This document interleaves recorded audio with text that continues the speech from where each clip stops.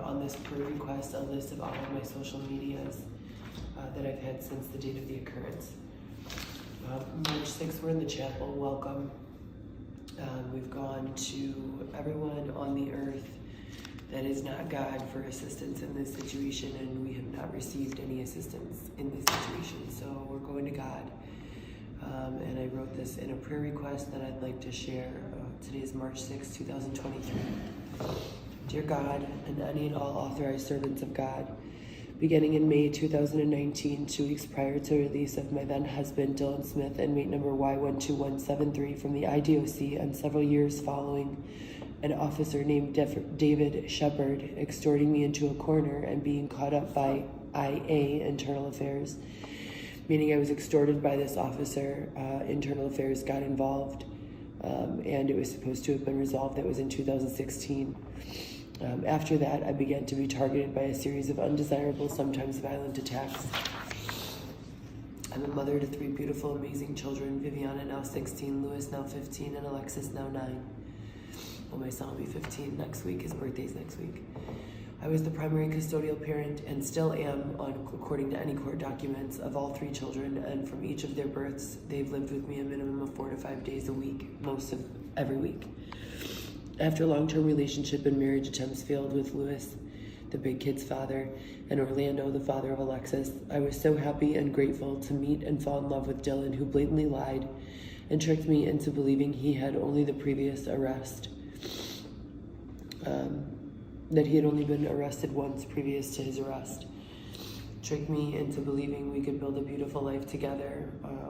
Tricked me into believing we had mutual interest in creating production company, creating fitness companies, and serving people for profit in those arenas. Tricked me into believing that we could have a beautiful life together of happiness and abundance for myself, for him, and most importantly, for my children. Due to the fact that Dylan was working with an agreement with the state of Illinois that I was directly included in, only on negotiation and discussions with Wayne and another woman state's attorney, and in connecting the dots between him, Dylan, Wayne, the state, and both of our lawyers, Sam Worley and Nick Albuquerque.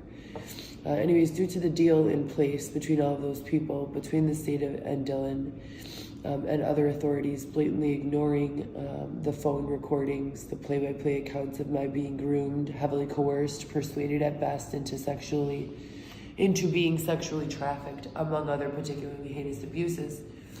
None of the abuse has received any attention or assistance.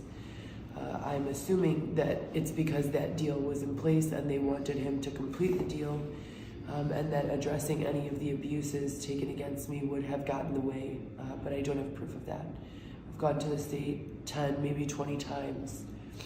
They refuse to even speak or acknowledge anything that I've gone through.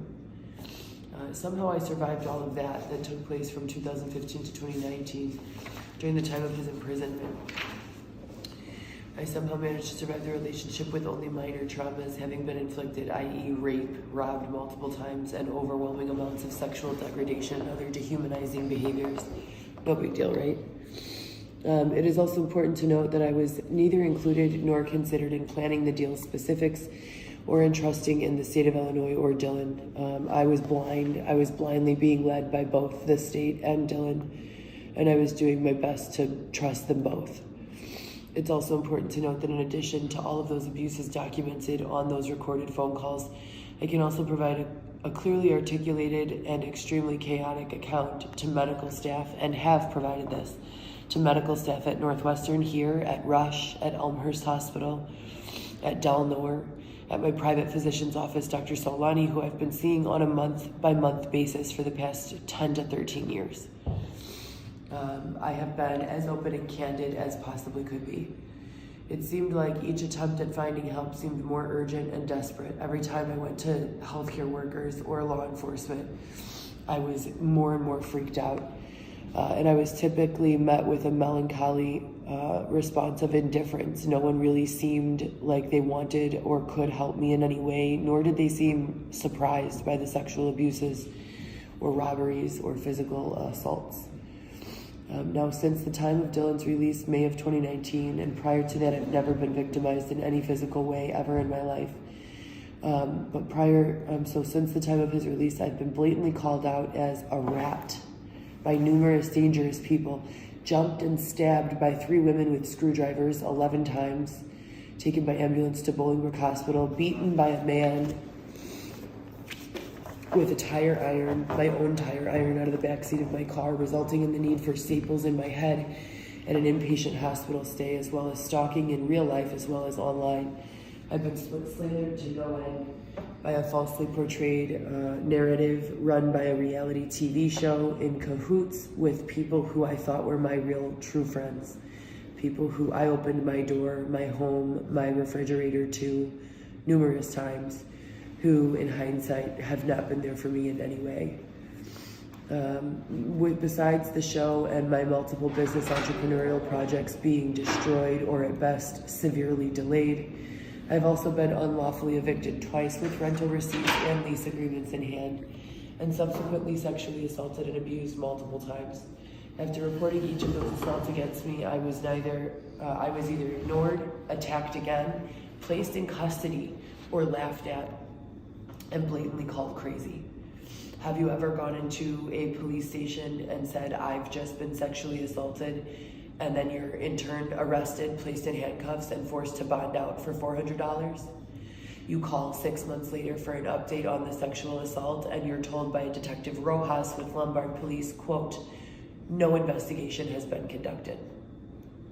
Very sad. Since the time of increased violence, 2019, the children who primarily lived with me their entire lives have been staying with their fathers,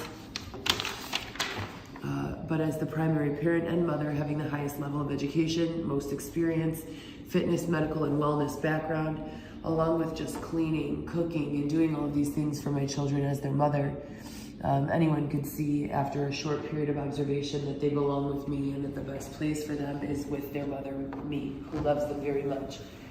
The physical property, my car, a fully paid off Cadillac CTS, my home, clothes, furniture, electronics, shoes, makeup, lighting, and other equipment used for production or just general upkeep of the home, and even my entire or partial prescription has all been stolen repeatedly, and I'm talking at least 5 to 10 times. Never has it been replaced. I have documented all of this with video, photo, and witness testimony on all the Instagrams that I've created since this time. Thank you for listening.